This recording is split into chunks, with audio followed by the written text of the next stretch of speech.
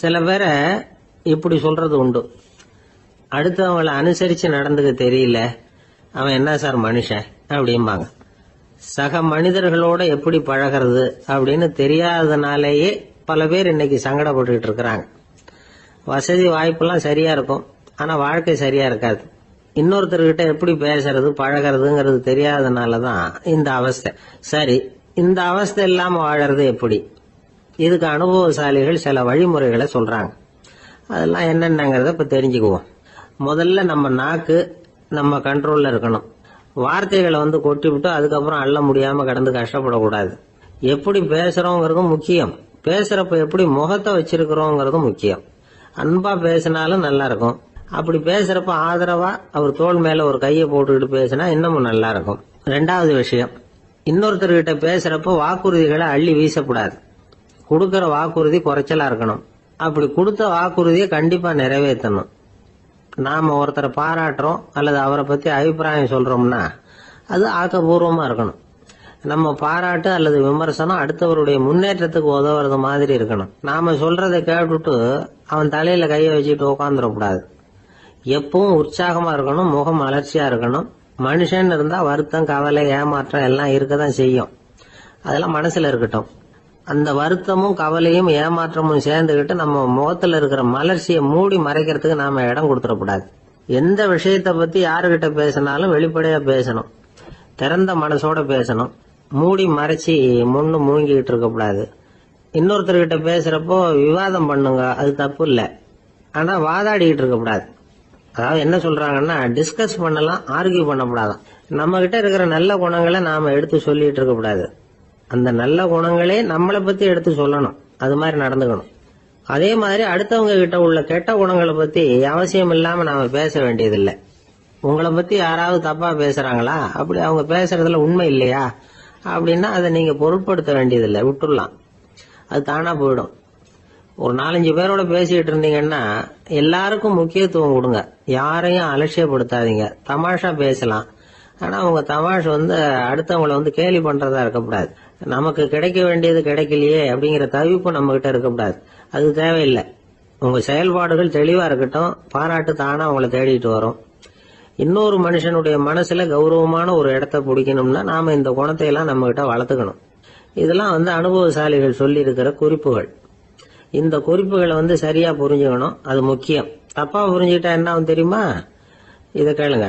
ஒருத்தர் வந்தார், சார் அடுத்தவங்க தோள் மேல கைய போட்டுக்கிட்டு அன்பா பேசணும்னு சொன்னீங்க, அப்படிதான் பேசினேன். அவரு முதுக கூட தட்டி கொடுத்தேன், என் வேலை போயிடுது சார், வீட்டுக்கு அனுப்பிச்சுட்டாங்க அப்படின்னார். யாருகிட்ட அப்படி பேசுனீங்கன்னு கேட்டோம்.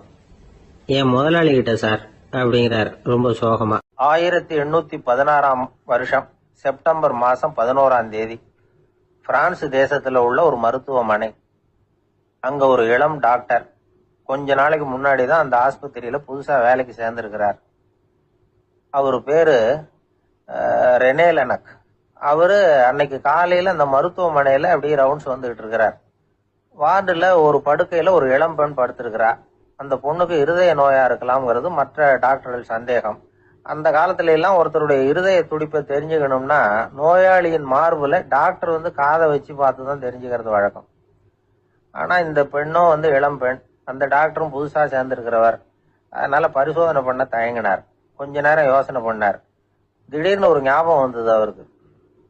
அதாவது அன்னைக்கு விடியற் காலையில தோட்டத்துல அப்படி வாக்கிங் போயிட்டு இருந்தப்போ சின்ன பசங்கள்லாம் ஒரு மரக்கட்டையை வச்சு விளையாடிட்டு இருந்தாங்களாம். அதை அவர் பார்த்திருக்கிறார்.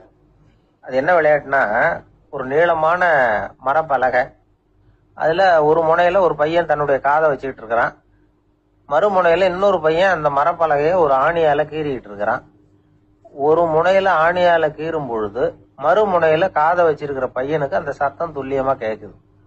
அந்த டாக்டருக்கு காலையில பார்த்த இந்த விளையாட்டு ஞாபகத்துக்கு வந்துட்டுது. உடனே என்ன பண்ணாரு தெரியுமா? ஒரு நீளமான காகிதத்தை எடுத்தார். அதை அப்படியே உருளை மாதிரி உருட்டினார்.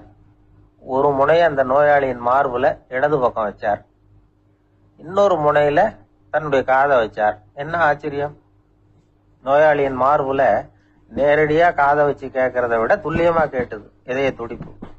இதய துடிப்பு மட்டும் இல்ல, மூச்சு இழுத்து விடுறது, திரவ பொருள்களின் அசைவு, எல்லா சத்தமும் தெளிவா கேக்குது. கிரேக்க மொழியில ஸ்டெத்தாஸ் அப்படின்னா மார்பு, ஸ்கோப்பின் அப்படின்னா பார்ப்பதுன்னு அர்த்தம். அதனால டாக்டர் ரெனே லெனக் தான் கண்டுபிடிச்ச கருவிக்கு ஸ்டெத்தஸ்கோப் அப்படின்னு பேர் வச்சார். அவரே முதல் மாடலையும் செஞ்சார். அளவு ரொம்ப பெருசா இருந்தது, சுலபமா எடுத்துட்டு போகிறது கஷ்டம், அது அவ்வளவு கஷ்டமா இருந்தது அது. அதனால அவரே அதை அப்புறம் 2 பிரிவா தயார் பண்ணார். இது 2 துண்டையும் டாக்டர் தன்னோட கோட்டு பாக்கெட்ல வச்சுக்கலாம், தேவைப்படுறப்ப எடுத்து ஒன்னா சேர்த்துக்கலாம். இப்படிதான் அவர் ஆரம்பத்துல பண்ணார். தன்னுடைய இந்த கண்டுபிடிப்பை பத்தி அவர் ஒரு புத்தகம் எழுதினார். நிறைய வித்துது, புகழும் பணமும் சேர்ந்தது. பணமும் புகழும் சேர்ந்தது மாதிரியே அவருக்கு ஒரு நோயும் சேர்ந்தது. அது என்ன நோயின்னு கண்டுபிடிக்கிறதுக்கும் அவரு கண்டுபிடிச்ச கருவிதான் உபயோகப்பட்டுதான். அவரே அதை கண்டுபிடிச்சார். அவருக்கு வந்திருந்தது காச நோய். 1826ஆம் வருஷம் ஆகஸ்ட் மாசம் 13ஆம் தேதி உலகத்தின் முதல் ஸ்டெதஸ்கோப்பை கண்டுபிடிச்ச டாக்டர் ரெனே லெனக் காலமானார். அவர் சாகறதுக்கு முன்னாடி மரத்தால செஞ்சு வச்சிருந்த ஸ்டெதஸ்கோப்பை தனக்கு வேண்டியப்பட்ட ஒரு டாக்டர் கிட்ட கொடுத்து, என்னுடைய சொத்துக்கள்லயே ரொம்ப வசந்தது அப்படின்னு சொன்னாராம். அதுக்கப்புறம் 3 வெள்ளைக்காரங்க சேர்ந்து இந்த கருவியில சில மாற்றங்களை பண்ணாங்க. ஆனா 1829 லண்டன்ல டாக்டர் நிக்கோலஸ்ங்கிறவர் ஒரு காதால இதய துடிப்பை கேட்கறத விட டாக்டர் 2 காதாலையும் கேட்கறது தான் சரியா இருக்கும் அப்படின்னு ஒரு கருத்தை வெளியிட்டார். அதுக்கப்புறம் ரொம்ப காலம் கழிச்சு 1852 ஜார்ஜ் காமான் அப்படிங்கிறவர் ரப்பர் டியூப்களை உபயோகப்படுத்தி 2 காதாலையும் கேட்கற மாதிரி ஒரு புதிய வடிவத்தை அதுக்கு கொடுத்தார். அதுக்கு பிறகு அது படிப்படியா எவ்வளவோ மாற்றங்கள் இருந்தாலும் ஆரம்பத்துல டாக்டர் ரெனே லெனக் உருவாக்கின அடிப்படை மாடலை யாரும் மாத்தி அமைக்கலைங்கிறது தான் முக்கியமான விஷயம். நமக்கு தெரிஞ்ச ஒரு ஆஸ்பத்திரி, அதுல ஒரு நோயாளி, காலை நேரத்துல நர்ஸு அந்த பக்கமா போயிட்டு இருந்தாங்க. அதை பார்த்துட்டு ஒரு நர்ஸுன்னு கத்துறாரு. நர்ஸ் அவசரமா ஓடி என்ன விஷயம்னு கேட்டாங்க. சிஸ்டர், இங்க பாருங்க, உங்க டாக்டரை என் நெஞ்சில ஒரு காதை வச்சு கேட்டுக்கிட்டு இருக்கிறார் அப்படின்னாரு நோயாளி. சிஸ்டர் பதட்டப்படாம, அதனால என்ன, இந்த டாக்டர் பழமையான விஷயங்கள்ல ரொம்ப நம்பிக்கை உள்ளவர், அதனால ஸ்டெதாஸ்கோப்பை உபயோகப்படுத்தாம காதை வச்சு கேட்கிறார், அது ஒன்றும் தப்பு இல்லை அப்படின்னாங்களாம். ஐயோ, அதுக்காக இல்லை சிஸ்டர், இவர் என் நெஞ்சு மேல தலையை வச்சது நேற்று ராத்திரி 9 மணி, இப்ப விடிஞ்சு போச்சு, இன்னமும் தலையை எடுக்கவே இல்லை, அதுக்காக தான் சந்தேகப்பட்டு உங்களை கூப்பிடுறேன் அப்படின்னாராம். ஒரு ஊர்ல ஒரு இளைஞன் இருந்தான். ஒரு நாள் அவன் ஒரு குருவை தேடிட்டு புறப்பட்டான். ஊரை விட்டு வெளியில போனான். போகிற வழியில ஒரு காடு. அந்த காட்டுல ஒரு மரத்தடியில ஒரு பெரியவர் உட்கார்ந்துருக்கிறார். அமைதியா மௌனமா அவர் அமர்ந்திருக்கிறார். இந்த பெரியவரை விசாரிக்கலாம், குருவை தேடி கண்டுபிடிக்கிறதுக்கு இவர் ஏதாவது ஒரு வழி சொல்லி கொடுப்பார் அப்படின்னு நினைச்சுக்கிட்டு அவரை நெருங்கினான். ஐயா, எனக்கு ஒரு குரு தேவை, எங்க கிடைப்பார், அவரை எப்படி அடையாளம் கண்டுபிடிக்கிறது, அதை பத்தி ஏதாவது விவரம் சொன்னீங்கன்னா நான் கண்டுபிடிச்சுக்குவேன் அப்படின்றான். பெரியவர் நிமிர்ந்து பார்த்தார். தம்பி, அது ரொம்ப சுலபம், அவர் வயசானவராக இருப்பார், என்னை விட சுமார் 30 வயசு அதிகமாக இருக்கும், அவர் ஒரு மரத்தடியில் தான் உட்காந்துருப்பார் அப்படின்ட்டுருக்கான். சரிங்க பெரியவரே, அது என்ன மாதிரியான மரம், எப்படி இருக்கும் அப்படின்னு கேட்டிருக்கான். பெரியவர் அந்த விவரங்களையும் சொல்லியிருக்கிறாரு. அது மட்டும் இல்லை, சந்திக்கிற நாள், நேரம், வினாடி முதற்கொண்டு எல்லா விவரங்களையும் துல்லியமாக சொன்னாராம். இவ்வளவு விவரங்களை இவரால் எப்படி சொல்ல முடியுது அப்படின்னு இவனுக்கு ஆச்சரியம். இருந்தாலும் அந்த பெரியவர் கடைசியா ஒரு விவரம் சொன்னார். அது என்ன தெரியுமா, எப்படியும் நீ அவரை சந்திக்கிறதுக்கு ஒரு 30 வருஷம் ஆகும் அப்படின்னு சொல்லிவிட்டாராம். ரொம்ப நன்றிங்க பெரியவரே அப்படின்னு சொல்லிவிட்டு அந்த இளைஞன் புறப்பட்டுருக்கான். இப்போ அவனுக்கு குரு பத்தின விவரம் எல்லாம் கிடைச்சிட்டுது, சந்திக்கிற நேரமும் தெரிஞ்சுட்டுது. ஆனா 30 வருஷம் அவரை தேடி அலைய வேண்டியிருக்குமே. அவன் தேட ஆரம்பிச்சான். காடு மலை எல்லாம் சுத்தி அலைஞ்சான். பல வருஷங்கள் தேடினான், அழுத்து போயிட்டான். கடைசியில அவனுக்கும் வயசாயிட்டுது. கடைசியில தன்னுடைய சொந்த ஊருக்கே திரும்பி போயிட்டு இருந்தான். அங்க ஒரு மரத்தடியில அவன் தேடிட்டு இருந்த குருநாதர் கிடைச்சார். யார் அவருன்னா, 30 வருஷத்துக்கு முன்னாடி வழி சொல்லி கொடுத்தாருல அதே பெரியவர். அவருக்கு இப்போ 30 வயசு அதிகமாக இருந்தது. அதே மரம், அன்னைக்கு பெரியவர் சொன்ன அடையாளம் இப்போ பொருத்தமா இருந்தது. இப்போ அந்த பெரியவர் சொன்னார், சரியா வந்து சேர்ந்துட்ட, வா, உனக்காக தான் நான் இவ்வளவு காலமும் காத்துக்கிட்டு இருந்தேன் அப்படின்னாராம். என்ன சொல்றீங்கன்னு இருக்கான். 30 வருஷத்துக்கு முன்னாடி என்கிட்ட வந்தியே, அப்பவே என் காலம் முடிஞ்சு போயிருந்தது, அப்பவே என்ன உனக்கு அடையாளம் தெரியல, அதனால இவ்வளவு காலம் உனக்காக காத்துட்டு இருக்கும்படி ஆயிட்டுது அப்படின்னாராம். ஐயா, அப்பவே நீங்க சொல்லியிருக்கலாமே, இதுதான் 30 வருஷம் கழிச்சு நீ சந்திக்க போற இடம், நான் தான் உன்னுடைய குரு அப்படின்னு சொல்லியிருக்கலாமே அப்படின்றான். அந்த பெரியவர் சிரிச்சுக்கிட்டே இதுக்கு பதில் சொன்னாராம். நான் எவ்வளவோ விவரமா தான் சொன்னேன், நீ சரியா புரிஞ்சுக்கல. காரணம், அப்போ நீ போதுமான அளவுக்கு பக்குவம் பெற்றிருக்கவில்லை. அதனால புரியும் சக்தி இல்லாம போயிட்டுதப்போ 30 ஆண்டு காலம் நீ அலைஞ்சு தெரிஞ்சிருக்கிற. அது காரணமா இப்போ உனக்கு அந்த பக்குவம் வந்துட்டுது. அதனாலதான் அடையாளம் காண முடிஞ்சது. நானே உன்னுடைய குரு அப்படின்னாராம். இதுல இருந்து என்ன தெரியுதுன்னா, ஆன்மீகத்துல மாணவனாக சேர்றதுக்கு கூட ஒரு பக்குவத்தன்மை தேவைப்படுது. ஒரு பெரிய ஞானி, அவர்கிட்ட ஒரு சீடனா இருக்க ஒருத்தன் வந்தான், எதிரில் நின்னான். ஞானி அவனை வெகு நேரம் உற்று பார்த்தார். அப்புறம் சொன்னார், சீடனா இருக்கிறது ரொம்ப சிரமம்னார். நான் தயாரா இருக்கிறேன்னா. அது இன்னமும் சிரமமாச்சே, இங்கே குருவா இருக்கிறது மட்டுமே சுலபம் அப்படின்னாராம். அப்படின்னா நான் குருவாவே ஆயிடுறேன் அப்படின்னானா. இது போலவே இந்த காலத்தில் கதை ஒன்று உண்டு. ஒரு பள்ளிக்கூடத்தில் வகுப்பு ஆசிரியர் மாணவனை திட்டிக்கிட்டு இருந்தார். டேய், நீ 100க்கு 10 மார்க்கு தான் வாங்கிட்டு இருக்க. இவ்வளவு மோசமா நீ படிச்சா கடைசியில் மாடு மேய்க்கிறது கூட லாய்க்கு இல்லாதவனா ஆயிடுவேன். அதுக்கப்புறம் என்ன செய்ய போற அப்படின்னாராம். பையன் தலையை சொரிஞ்சுக்கிட்டே சொன்னானா, சார் அப்படின்னா ஒன்று செய்கிறேன் அப்படின்னானா. இவர் கேட்டிருக்கார், என்ன செய்ய போறேன்னு. வேற என்ன சார், உங்களை மாதிரி ஒரு ஆசிரியர் ஆயிடுறேன் அப்படின்னானா. காசியில் இருக்கிற கடவுள் காசி விஸ்வநாதர், அங்க இருக்கிற தேவி காசி விசாலாட்சி. இவங்க 2 பேரும் ஒரு நாள் பேசிக்கிட்டு இருந்தப்போ கடவுள் சொன்னார், இந்த மனிதர்களை நாம ரொம்பவும் நம்பிக்கையோட தான் படைச்சிருக்கிறோம். இருந்தாலும் அவங்களுக்கு தான் நம்பிக்கை இல்லை, எதுலேயும் ஒரு உண்மையான நம்பிக்கை இல்லாமல் வாழ்ந்துகிட்டு இருக்கிறாங்க அப்படின்னார். என்ன அப்படி சொல்றீங்க? அதோ பாருங்க, எவ்வளவு பேர் காசியை தேடிட்டு கங்கையில் குளிச்சுக்கிட்டு இருக்கிறாங்க. அவங்கெல்லாம் நம்பிக்கை இல்லைன்னா இவ்வளவு தூரம் தேடிட்டு இங்கே குளிப்பாங்களா அப்படின்னு நாங்கள் தேவி. சரி, அதை சோதிச்சு பார்க்கலாம் அப்படின்னு 2 பேரும் முடிவு பண்ணிக்கிட்டாங்க. உடனே ஒரு திட்டம் போட்டாங்க. அது எப்படின்னா, நாம் 2 பேருமே பக்தர்கள் மாதிரி உருவத்தை மாற்றிக்கிட்டு கங்கை கரைக்கு போக வேண்டியது. நான் கங்கையில் இறங்கி குளிக்கிறேன். கொஞ்ச நேரத்தில் சுழலில் மாட்டிக்கிட்டது மாதிரி நடிக்கிறேன். நீ உடனே கரையிலிருந்து சத்தம் போடும், என்னோட வீட்டுக்காரரை யாராவது காப்பாத்துங்களேன்னு சத்தம் போடும். அதோட இன்னொன்று சொல்லு, யாராவது ஒரு புண்ணிய ஆத்மா அவர்கிட்ட போய் அவருடைய முடியை பிடிச்சி இழுக்கணும். அப்படி ஒரு சாபம் இருக்குது எங்களுக்கு. புண்ணிய ஆத்மா, அதாவது எந்த பாவமும் செய்யாத இல்லாத ஒருத்தர் தான் அவரை காப்பாற்ற முடியும். அப்படிப்பட்டவங்க யாராவது வெள்ளத்தில் குதிச்சு என்னுடைய கணவரை காப்பாத்துங்கோ அப்படின்னு நீ சத்தம் போடு, கூச்சல் போடு, என்ன நடக்குதுன்னு பார்க்கலாம் அப்படின்னார் கடவுள். சரின்னு சொல்லி 2 பேருமா சாதாரண பக்தர்கள் மாதிரி கங்கை கரைக்கு சேர்ந்தாங்க. அவர் இறங்கி குளிச்சார். திட்டம் போட்டது மாதிரியே சுழலில் மாட்டிக்கிட்டது மாதிரி கத்துனார். கரையில் இருந்த அந்த அம்மா, ஐயோ என் கணவரை காப்பாத்துங்களேன், யாராவது காப்பாத்துங்களேன்னு கத்துனாங்க. பல பேர் ஓடி வந்தாங்க. உடனே இவங்க, பாவம் இல்லாத புண்ணிய ஆத்மா ஒருத்தரால தான் என்னுடைய கணவர் காப்பாற்றப்படணுங்கிறது விதி, அப்படி ஒரு சாபம் இருக்கு, அதனால புண்ணிய ஆத்மா யாராவது அவர்கிட்ட போய் அவர் முடியை பிடிச்சி தூக்கினா அவரை காப்பாற்றி கொள்ளலாம் அப்படின்னாங்க. இவங்க இப்படி சொன்னதும் எல்லாரும் திகைச்சு போய் நின்றுட்டாங்க. ஒவ்வொருத்தருக்கும் அவங்க செஞ்ச பாவம்லாம் ஒவ்வொன்றா ஞாபகத்துக்கு வர ஆரம்பிச்சுட்டுது. சரி, இதுக்கு நாம லாயக்கு இல்லை அப்படின்னு சொல்லி ஒதுங்கி போக ஆரம்பிச்சிட்டாங்க எல்லாம். இந்த சமயத்தில் யாரோ ஒருத்தர் வேகமாக ஓடி வந்தார். ஆற்றுல குதிச்சார். அவர்கிட்ட போனார், முடியை பிடிச்சார், தூக்கினார், அவரை காப்பாற்றி கரைக்கு கொண்டுட்டு வந்துட்டார். அப்படி காப்பாற்றின அந்த ஆளை இவங்க 2 பேரும் தனியாக கூப்பிட்டுக்கிட்டு ஒரு மண்டபத்துக்கு வந்துட்டாங்க. விசாரிக்கிறாங்க. நீ யாருப்பா அப்படின்னு கேட்குறாங்க. ஏதும் தெரியாத மாதிரி. நான் இந்த ஊர் அன்ன சத்திரத்தில் வேலை செய்கிற ஒரு சமையல்காரன் அப்படிங்கிறார். நீ கங்கையில் குளிக்கிறது உண்டான்னு கேட்டிருக்காங்க. நான் இந்த ஊர்லேயே தான் இருக்கிறேன், இருந்தாலும் தினமும் கங்கையில் குளிக்கிறது இல்லை, எப்பாவது ஒரு நாள் அங்கே குளிப்பேன் அப்படின்னார். கங்கையில் மூழ்கி எழுந்திரிச்சா பாவம்லாம் தொலையும்னு சொல்கிறாங்க. அப்படி இருக்கிறப்போ அங்கே இன்னைக்கு கங்கையில் குளிச்சுக்கிட்டு இருக்கிறவங்கெல்லாம் தங்களை புண்ணிய ஆத்மாவா நினைக்கல. கங்கையில் குளிக்காத நீ உன்னை புண்ணிய ஆத்மாவா நினைச்சு என்னை காப்பாற்ற வந்திருக்கிற, அது எப்படி அப்படின்னு கேட்டார். அதுக்கு அந்த ஆள் சொல்றான், கங்கையில் குதிச்சதுக்கு அப்புறம் தானே உங்களை காப்பாற்ற போறோம்.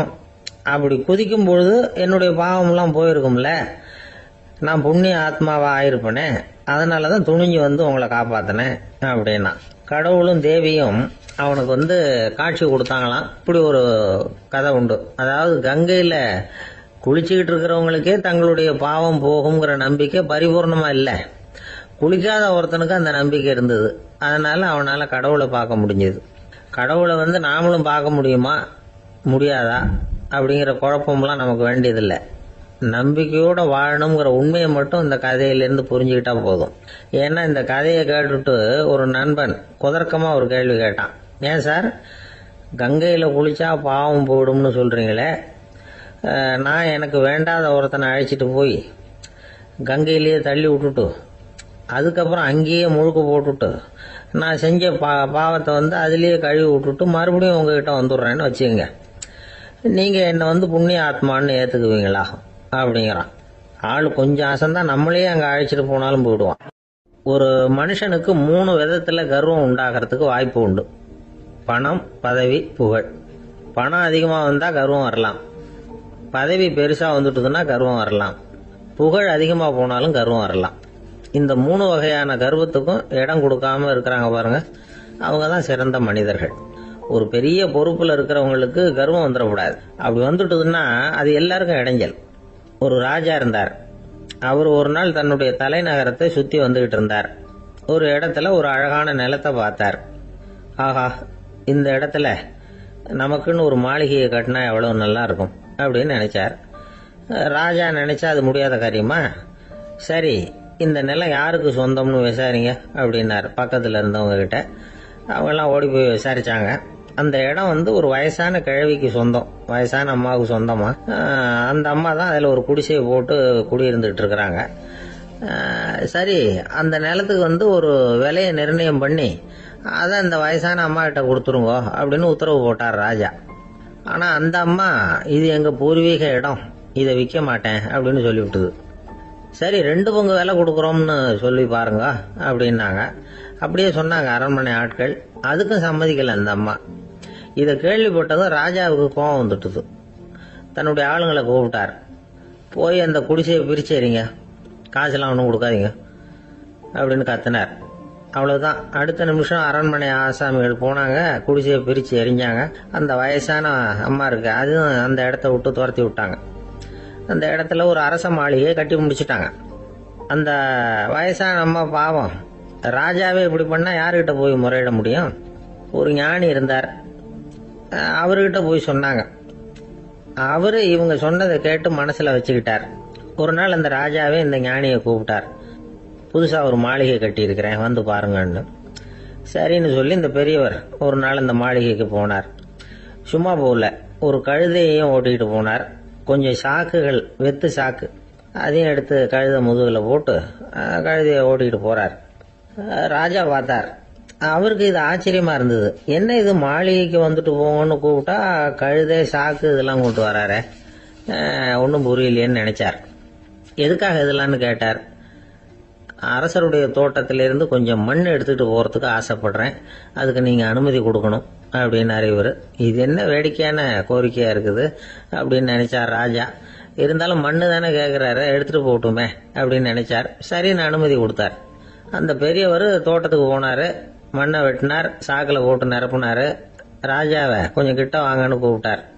இந்த மண் மூட்டையை தூக்கி கழுதையோட முதுகில் வைக்கணும், கொஞ்சம் உதவி பண்ணுங்கன்னார். ஓ, பண்றேனே அப்படின்னு சொல்லி ராஜா கிட்ட போனார். மூட்டையை தூக்கி பார்க்கறாரு, முடியல, திணறி போயிட்டார். இப்போ அந்த ஞானி பேசினாராம். அரசே, இந்த ஒரு சாக்கு மண்ணையே உங்களால தூக்க முடியல, அந்த கிழவிகிட்ட இருந்து அந்த அக்கிரமமா அபகரிச்ச இந்த தோட்டம் பூராவையும் சுமக்கணும்னு ஆசைப்படுறீங்களே, அது உங்களால முடியுமா அப்படின்னு கேட்டாராம். ராஜா யோசனை பண்ண ஆரம்பிச்சார். தன்னுடைய செயலுக்காக வருத்தப்பட்டாராம். அந்த வயசான அம்மாவை உடனடியாக வரவழைச்சார். தாயே, தப்பு பண்ணிட்டேன், என்னை மன்னிச்சுக்குங்க, இன்னையிலிருந்து இந்த மாளிகையும் தோட்டமும் உங்களுக்கு தான் சொந்தம் அப்படின்னு சொல்லிவிட்டாராம். போறப்ப இந்த உலகத்திலிருந்து எண்ணத்தை எடுத்துட்டு போக போறோம், அதனால ரொம்பவும் அலட்டிக்க வேண்டியதில்லை, கர்வப்பட வேண்டியதில்லை அப்படிங்கிறது ஒரு பெரிய உபதேசம். ஒரு பெரிய மனுஷன் சாக கிடந்தார், ரொம்பவும் அழுதாரு. ஏன் அழறீங்க அப்படின்னு கேட்டாங்க சுத்தி இருந்தவங்க. நான் சாகிறதுக்காக கவலைப்படலை, நான் நம்ம ஜனங்களுக்காக எவ்வளவோ காரியம்லாம் செஞ்சுக்கிட்டு வந்தேன். நான் செஞ்சுக்கிட்டு வந்த சேவையை இனிமே யாரு செய்ய போறாங்க, அது யாரால முடியும், அதை நினைச்சுதான் அழறேன் அப்படின்னாராம். ஒருத்தர் முன்னாடி வந்தார். அதுக்காக நீங்க கவலைப்படாதீங்க, உங்க சேவையை தொடர்ந்து செய்யறதுக்கு என்ன மாதிரி இளைஞர் பட்டாளம் தயாரா இருக்கு, இருந்தாலும் எங்க கவலை என்னன்னா அப்படின்னு இழுத்தார். என்ன சொல்லுங்கன்னு கேட்டார் அவர். நீங்க இதுவரைக்கும் என்ன சேவை செஞ்சுக்கிட்டு வந்தீங்க, அதுதான் எங்களுக்கு இன்னமும் புரியாத புதிரா இருக்கு அப்படின்னாராம் அவரு. ஒரு நண்பர் சினிமா படம் தயாரிக்கிறவர், அவர்கிட்ட ஒரு நாள் பேசிக்கிட்டு இருந்தேன். அது எப்படி சார், நீங்க எடுக்கிற எந்த படமும் கையை கடிக்காத அளவுக்கு எடுத்துடுறீங்களே, அது எப்படின்னு கேட்டேன். அது ஒன்றும் பெரிய விஷயம் இல்லை சார். பெண்களுக்குன்னு சில உருக்கமான காட்சிகள், இளைஞர்களுக்குன்னு சில நடனங்கள், அடிதடி காட்சிகள், அப்புறம் வயசானவங்களுக்குன்னு சில ஆன்மீக காட்சிகள், சின்ன பிள்ளைங்களுக்கு சிரிப்பு, இப்படி எல்லாமும் சேர்த்து நான் படம் எடுக்கிறேன். மசாலா படம்னு பேரு. இது ரொம்ப பெருசா இல்லைன்னாலும் ஓரளவுக்கு சுமாரா ஓடிரும், கையை கடிக்காது அப்படின்னார். இது ஒரு உத்தி. சில பத்திரிகை ஆசிரியர்களும் இந்த உத்தியை கையாளுறது உண்டு. இந்த உத்திக்கு பார்னம் உத்தி அப்படின்னு பேரு. பார்னம் எஃபெக்ட் அப்படின்னு சொல்லுவாங்க. அதாவது ஃபீனியஸ் டி பார்னம் அப்படின்னு ஒருத்தர் அமெரிக்காவில் இருந்தாராம். அதாவது 19ஆம் நூற்றாண்டுல அமெரிக்காவில் கொடிகட்டி பறந்த ஒரு சர்க்கஸ் நிறுவனத்தின் அதிபர் அவர். இந்த உலகத்துல ஒவ்வொரு நிமிஷமும் ஒரு ஏமாளி பறந்துகிட்டே இருக்கிறான் அப்படிங்கிறது அவருடைய சித்தாந்தம். ஒவ்வொருத்தரையும் திருப்திப்படுத்துற அளவுக்கு அம்சங்களை கொஞ்சம் கொஞ்சமா கலந்து கேளிக்கை நிகழ்ச்சிகளை நடத்தினதுதான் அவருடைய மகத்தான வெற்றிக்கு காரணம். அதனால அந்த உத்தியை யாரு கடைபிடிச்சாலும் சரி, அதுக்கு பார்னம் உத்தி அப்படின்னு பேர் வந்துட்டுது. ஜோசியம் சொல்றவங்களுக்கும் இந்த உத்தி தான் கை கொடுக்குது. ஒரு விஷயத்த ஒருத்தருடைய கோள் நிலைகள் அல்லது கையெழுத்து நிரூபிக்கிறதாக அவர்கிட்ட சொன்னா அதை அவர் நம்பிவிடுவார்.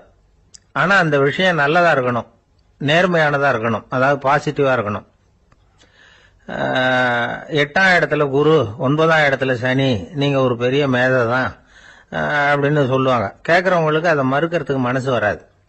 அப்படி சொல்லும் பொழுது கூடவே என்ன கொஞ்சம் முன்கோபம் அதிகமா இருக்கும், இருந்தாலும் அது உடனே மறைஞ்சிரும் அப்படின்னு சில அற்ப விஷயங்களையும் சொன்னாலும் அதையும் சரிதான்னு சொல்லி ஒத்துக்குவாங்க. ஆளுமையை எடை போடுகிற ஒரு நிறுவப்பட்ட உத்தியின் மூலமாக தன்னுடைய குணாதிசயங்கள் கண்டுபிடிக்கப்பட்டதாக அவர் நம்புறதுதான் இதுக்கு காரணம். இந்த மாசம் பணத்தட்டுப்பாடு கொஞ்சம் இருக்கும், உடம்புல ஏதாவது கொஞ்சம் அசௌகரியம் இருக்கும், வீட்டுக்குள்ள லேசா மனஸ்தாபம் வரலாம், இது மாதிரி பொதுப்படையா சிலதை சொன்னாலே போதும், மக்களை நம்ப வச்சுடலாம். இதெல்லாம் நமக்கு மட்டும்தான் ஏற்படுது அப்படின்னு சொல்லி அவங்க நினைக்கிறது தான் காரணம். இதுதான் பார்னம் உத்திங்கிறது. மனிதர்கள் பாராட்டுகளை விரும்புறதும் விமர்சனங்களை வெறுக்கிறதும் பார்னம் உத்தியின் அடுத்த கூறு. அதனால ஒருத்தருக்கு ஜோசியம் சொன்னாலும் சரி, அவருடைய ஆளுமையை மதிப்பிடுறதாக இருந்தாலும் சரி, அவரை புகழற மாதிரி இருந்தாலும் சரி, அப்படி இருந்தாதான் அது சரியா இருக்கும். சாதகமான விஷயங்களை அதிகமாகவும் பாதகமான விஷயங்களை நாசூக்காவும் சொன்னா மக்கள் அதை நம்பிடுவாங்க. ஒருத்தரை கருமின்னு சொன்னா ஏத்துக்க மாட்டார். அதையே கொஞ்சம் மாத்தி நீங்க கொஞ்சம் சிக்கனமான ஆசாமி அப்படின்னு சொன்னா நீங்க சொல்றது சரிதான் சார் அப்படிம்பார். நீங்க பெரிய செலவாளி தான், இருந்தாலும் நல்ல விஷயங்களுக்கு தான் செலவழிப்பீங்க அப்படின்னு சொல்லணும். இப்படி இந்த பார்னம் உத்தியை கடைபிடிச்சு இன்னைக்கு வெற்றிகரமா காலம் தள்ளுறவங்க நிறைய பேர் இருக்கிறாங்க.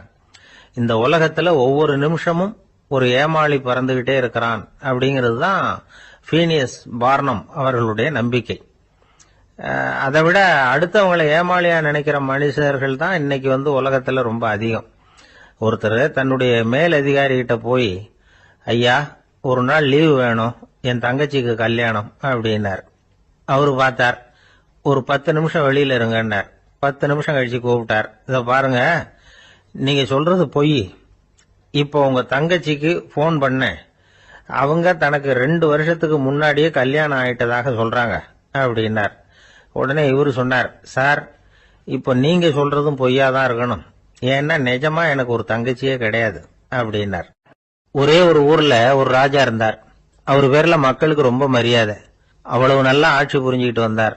அவருக்கு வயசாயிட்டுது. அதனால ஒரு நாள் அமைச்சரை கூப்பிட்டார், இத பாருங்க எனக்கு வயசாயிட்டுது, அதனால இந்த அரச பொறுப்பை எல்லாம் நீங்க ஏத்துக்குங்க அப்படின்னார்.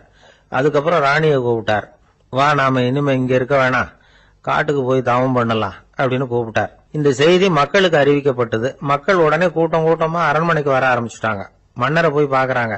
அரசே, தாங்கள் எங்களுக்கு தந்தை மாதிரி, நீங்க காட்டுக்கு போயிட்டா நாங்கள்லாம் இங்க எப்படி இருக்க முடியும், எங்களுக்கெல்லாம் எந்த துன்பமும் இல்லாம பாத்துக்கிட்டு வர்றீங்க, இது மாதிரியான ஒரு அரசாட்சி இல்லைன்னா மக்கள் வாழ்ந்து என்ன பயன் அப்படின்னாங்க.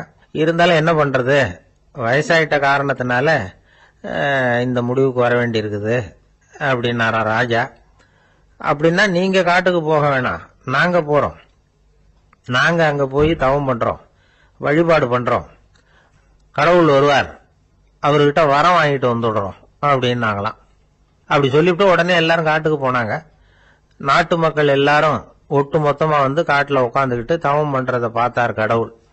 உடனே புறப்பட்டு வந்தார். எல்லாரும் இப்படி வந்து உட்கார்ந்துருக்கிறீங்களே, என்ன வேணும் உங்களுக்கு அப்படின்னு கேட்டார்.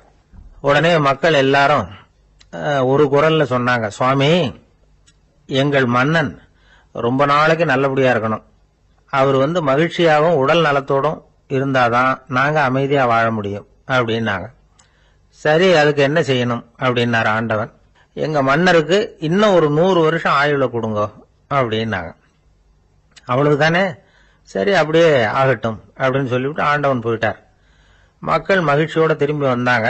மன்னா, கடவுள் வரம் கொடுத்துட்டார், நீங்க 100 வருஷம் வாழ போறீங்க அப்படின்னாங்க. இதை கேட்டதும் ராணி ராஜாவை வணங்கி நான் தவம் செய்ய போறேன் அப்படின்னு புறப்பட்டாங்க. உடனே மக்கள் என்ன நினைச்சாங்க தெரியுமா? ஐயோ, நாம ராஜாவுக்கு மட்டும்தானே நீண்ட ஆயுள் வேணும்னு வரம் வாங்கணும், ராணிக்கு வாங்கலையே, அதுதான் கோபத்துல புறப்பட்டாங்க போல இருக்கு அப்படின்னு நினைச்சு வருத்தப்பட்டாங்க. ஆனா ராணி நினைச்சது அது இல்ல. ராணி போய் தவம் பண்ணாங்க, கடவுள் காட்சி கொடுத்தார். இவங்க கேக்குறாங்க, சுவாமி, ராஜாவுக்கு மட்டும் 100 வருஷம் ஆயுள்னு வரம் கொடுத்துட்டீங்க, அப்படின்னா குடிமக்களும் 100 வருஷம் இருக்கணும். இப்படிப்பட்ட குடிமக்கள் இல்லைன்னா அப்படிப்பட்ட அரசன் இருந்து என்ன பிரயோஜனம் அப்படின்னாங்களாம். ஆண்டவன் பார்த்தார், சரி அவங்களும் 100 வருஷம் வாழ்வாங்க, அது மட்டும் இல்ல நீயும் 100 ஆண்டு காலம் வாழ வரமளிக்கிறேன் அப்படின்னு சொல்லிவிட்டு மறைஞ்சிட்டார். இதுல ஆண்டவன் வர்றதும் மறையறதும் முக்கியம் இல்ல. இதுல கவனிக்க வேண்டியது ஆள்கிறவனின் விசால மனம், குடிமக்களின் விசால மனம், ஆள்கிறவன் மனைவியினுடைய விசால மனம். இப்படி ஒரு நாடு இருந்துட்டுதுன்னா எப்படி இருக்கும் வாழ்க்கை நினைச்சு பாருங்க. அதனாலதான் பெரியவங்க எல்லாம் சொல்றாங்க, இதய வாசல் திறந்தே இருக்கணும், இதயத்தின் கதவுகளை மூடாதீங்க அப்படின்னு சொல்லுவாங்க. என்கிட்ட ஒருத்தர் சொன்னார், என்னுடைய இதய வாசல் எப்பவும் திறந்தே தான் இருக்குதுன்னார். எதனால் அப்படி சொல்றீங்க அப்படின்னு கேட்டோம். டாக்டரே சொல்லிவிட்டார், என்னுடைய இதயத்துல ஒரு ஓட்டை இருக்குது அப்படின்னு, வாழ்வு சரியில்லையா அப்படிங்கிறார். ராமகிருஷ்ணர் வாழ்ந்த காலத்துல நடந்த ஒரு நிகழ்ச்சி இது. அப்போ ஒரு ஓவியர் இருந்தாராம். அவருக்கு ஒரு ஆசை, ராமகிருஷ்ணர் படத்தை வரையணும், அதை அவர்கிட்டயே கொண்டுட்டு போய் காட்டி அபிப்பிராயம் கேட்கணும். இதுதான் அந்த ஓவியரின் ஆசை. உடனே ராமகிருஷ்ணர் படத்தை வரைஞ்சி முடிச்சார். அதை எடுத்துக்கிட்டு போனார். இவர் போன சமயம் அங்க ராமகிருஷ்ணர் சீடர்களோட உட்கார்ந்துருக்கிறார். விவேகானந்தர் அங்க இருக்கிறார். இந்த ஓவியர் கொண்டுகிட்டு போய் தான் வரைந்த ஓவியத்தை அவர்கிட்ட காட்டினார். ராமகிருஷ்ண பரமஹம்சரின் ஓவியத்தை ராமகிருஷ்ணர்கிட்டயே காட்டுறார். ராமகிருஷ்ணர் என்ன பண்ணார் தெரியுமா? அந்த படத்தை பார்த்தார். உடனே அது காலை தொட்டார். குருதேவருடைய இந்த செயல் சீடர்களுக்கு ரொம்ப வியப்பை உண்டு பண்ணிச்சு. சில பேர் மனசுக்குள்ளேயே ரொம்ப குழம்பி போக ஆரம்பிச்சுட்டாங்க, என்ன இப்படி பண்றாருன்னு. என்ன இது அவரோட படம், அவரே அவரோட படத்தின் காலை தொடுறார் அப்படின்னு யோசிச்சாங்க. சில பேர் ஒன்னும் புரியாம ஒருத்தர் பார்த்து சிரிச்சுக்கிட்டாங்க. அந்த இடத்துல சீடர்கள் மட்டும் இல்ல, சீடர் அல்லாத பல பேர் இருந்தாங்க. தன்னுடைய காலை தானே தொடர இவருடைய செயல் பற்றி என்ன நினைக்கிறது அப்படின்னு அவங்களும் குழம்பி போய் நிக்கிறாங்க. அந்த படத்தை வரைஞ்சி அவர்கிட்ட காட்டின அந்த ஓவியருக்கும் அதிர்ச்சி. இருந்தாலும் அவர் சீடர் கிடையாது, அதனால கொஞ்சம் துணிச்சலை வர வச்சுக்கிட்டு கேட்டார், என்னங்க இது, என்னால என்னுடைய கண்களையே நம்ப முடியல, இது உங்க சொந்த உருவப்படம், நீங்க உங்க சொந்த கால்களையே தொடறீங்க, இது எங்களுக்கு கொஞ்சம் சங்கடமா இருக்குதே அப்படின்னார். ராமகிருஷ்ணரின் கண்கள்ல ஆனந்த கண்ணீர் வழிஞ்சுதான். அவர் சொன்னாராம், இது என்னோட படம்ங்கிறது எனக்கு தெரியும், ஆனா இது என்னோட படம்ங்கிறதுனால நான் இதோட காலை தொடல, நீ என்னுடைய சமாதி நிலைய இந்த படத்துல படம் பிடிச்சு காட்டியிருக்கிற, அதனால அதோட காலை தொடறேன். சமாதி நிலையில யார் இருந்தாலும், அது என்னுடைய படமா இருந்தாலும் சரி அல்லது வேற யாருடைய படமா இருந்தாலும் சரி, படம் யாருதுங்கிறது முக்கியம் இல்ல. இதுல எது முக்கியம்னா அது தன்னை உணர்ந்த ஒரு உணர்நிலையின் படம். அப்படி இருக்கிறப்போ அதோட காலை நான் தொடணும். அதுக்கு நீங்க எல்லாரும் ஏன் சங்கடப்படுறீங்கன்னு எனக்கு தெரியல அப்படின்னாராம். இப்பதான் அங்க இருந்த சீடர்களுக்கும் மற்றவங்களுக்கும் விவரம் புரிஞ்சுதான். இதுக்கு முன்னாடி யாரும் செய்யாததை இவர் செஞ்சிருக்கிறார், ஆனா அவருடைய காரணம் ரொம்ப நியாயமானது அப்படிங்கறத உணர்ந்தாங்களாம். இதுவரைக்கும் ஆன்மீகத்துல சமாதி நிலை, அதாவது தன்னை உணர்ந்த நிலை பற்றி புரிஞ்சுக்கிட்டோம். இல்லறத்துல ஏற்படக்கூடிய சமாதி நிலை பற்றி உங்களுக்கு தெரியுமா? ஒரு அம்மா டாக்டர் கிட்ட வந்து சொன்னாங்களாம், டாக்டர், என் வீட்டுக்காரருக்கு உடம்புல ஏதோ கோளாறுன்னு நினைக்கிறேன். நான் எவ்வளவு நேரம் பேசினாலும் காதுல விழாத மாதிரி உட்கார்ந்துருக்கிறார் அப்படின்னு ஆகலாம். அதுக்கு அந்த டாக்டர் சொன்னாராம், அம்மா, அது உடம்பு கோளாறு இல்ல, அது ஒரு பெரிய திறமை அப்படின்னாராம். ஒரு கடற்கரை ஓரம், அங்க ஒரு சின்ன கிராமம், அந்த கிராமத்துல ஒரு சின்ன பள்ளிக்கூடம். கடற்கரை ஓரத்துல உள்ள ஒரு விடுதியில ஓய்வுக்காக ஒருத்தர் வந்து தங்கி இருக்கிறார். பள்ளிக்கூடத்துல ஏதோ விழா நடக்கிறது மாதிரி தெரிஞ்சுது. உடனே அவர் அந்த பக்கமா வந்தார். இங்க என்ன நடக்குதுன்னு விசாரிச்சார். பள்ளி ஆண்டு விழா நடக்குதுன்னாங்க. உடனே போனார். கண்காட்சி ஒன்று வச்சிருந்தாங்க. உள்ள போய் பார்த்தார். பள்ளிக்கூடத்துல படிக்கிற மாணவர்களே சொந்தமா தயார் பண்ண பொருள்களை காட்சிக்கு வச்சிருக்கிறாங்க. அந்த ஊர் மக்கள்லாம் அதை கூட்டம் கூட்டமா போய் பார்த்துக்கிட்டு இருக்கிறாங்க. இவரும் ஆர்வமா அதையெல்லாம் பார்த்துக்கிட்டே போறார். ஒரு இடத்துல ஒரு சின்ன ரயில் செஞ்சு வச்சிருந்தாங்க, மாணவர்களே தயார் பண்ணது. மின்சாரத்தால் அது ஓடுறது மாதிரி பண்ணி வச்சிருந்தாங்க. அதுல ஒரு சின்ன பொத்தான் இருக்கும், அது அமுக்குனா ரயில் ஓடும், சுத்தி சுத்தி வரும். மாணவர்கள் எதிரில் நின்று அதுக்கு விளக்கம் கொடுத்துக்கிட்டு இருக்கிறாங்க. இவரு அதை கவனிச்சார். ரயில் ஓடுறத பார்த்தார். அங்க நின்றுகிட்டு இருந்த மாணவர்கள் கிட்ட விளையாட்டா கேட்டார், ஏன்பா இந்த ரயில் எதனால ஓடுது அப்படின்னு கேட்டார். இவரு சக்தியினால ஓடுது அப்படின்னாங்க மாணவர்கள். அது என்ன சக்தின்னு கேட்டார். அதுக்கு பேரு மின்சாரம் அப்படின்னாங்க. சரி, நீங்க மின்சாரத்தை பார்த்துருக்கிறீங்களா அப்படின்னார். நாங்க பார்த்தது இல்லைங்க, ஆனா இதை செய்யறதுக்கு எங்களுக்கு உதவி பண்ண ஆசிரியர் ஒரு பட்டதாரி, ஒரு கால் அவர் பார்த்துருக்கலாம் அப்படின்னாங்க. அவர் எங்க இருக்காருன்னு கேட்டார். இதோ அழைச்சிட்டு வர்றோம்னு ஓடினாங்க. அவர் அழைச்சிட்டு வந்தாங்க. அவர்கிட்ட ஒரு பெரியவர் கேட்டார், மின்சாரத்தை நீங்க பார்த்துருக்கிறீங்களா அப்படின்னு. மின்சாரத்தை பார்க்கறதாவது நான் பார்த்ததே இல்லை. நான் பார்த்தது அது செயல்படுற விதத்தை தான். அது விளக்க வந்து எரிய வைக்குது, ரயில ஓட வைக்குது, இது மாதிரி எத்தனையோ எந்திரங்களை வந்து செயல்பட வைக்குது. ஆனா உண்மையிலேயே அது என்னன்னு எனக்கு தெரியாது. ஒருவேளை இந்த பள்ளிக்கூடத்து தலைமை ஆசிரியருக்கு தெரிஞ்சிருக்கலாம், ஏன்னா அவர் ஒரு மேல்நிலை பட்டதாரி அப்படின்னாராம் அவரு. சரின்னு போய் தலைமை ஆசிரியரை கூப்பிட்டுக்கிட்டு வந்தாங்க. அவர்கிட்டயும் இதே கேள்வி கேட்டாராம் அவரு. மன்னிக்கணும், இந்த கேள்வி இதுவரைக்கும் யாரும் என்கிட்ட கேட்டதில்ல. சக்தியை யாரும் பார்க்க முடியாது, ஆனா அது செயல்படும் விதத்தை தான் பார்க்க முடியும் அப்படின்னாராம் அவரு. இப்போ இதுவரைக்கும் கேட்டுக்கிட்டு இருந்த பெரியவர் சிரிச்சார். சிரிச்சுட்டு சொன்னாராம், சரி, அதுக்காக ஒன்றும் கவலைப்படாதீங்க, என்னுடைய பெயர் தாமஸ் ஆல்வா எடிசன் அப்படின்னாராம். இதை கேட்டதும் அங்க இருந்தவங்களுக்கெல்லாம் அதிர்ச்சி, ஆச்சரியம். என்னது, நீங்க தானா எடிசன்?